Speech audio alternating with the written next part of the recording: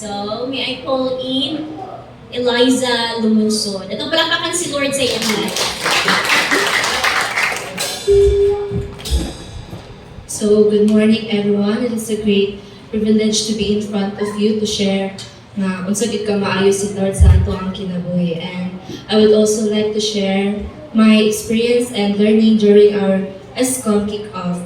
So, first of all, I am grateful kay nakapil ko ano nga event. And I am grateful po sa life ni Pastor Ivan Lael Cabales na nag-share army sa nga event.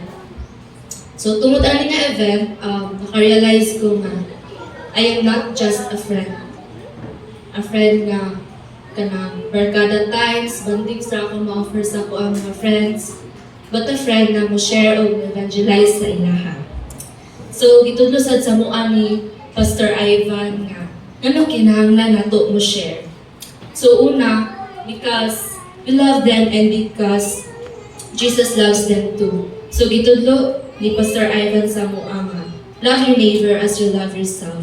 Ikaduha, gitudloan sa me nga this is our purpose as a Christian. No? So our mission is to win back more souls diya sa kingdom ni Lord. Kaya we know nga hell is real. Now is our chance to win back more souls para kay Lord.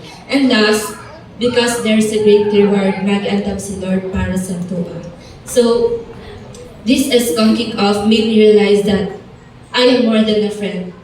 Kita, we are more than a friend. We are evangelizers who is ready to take action for saving souls and bring them back to the right place where they belong. So, mara ka ko ma-share. Thank you and God bless.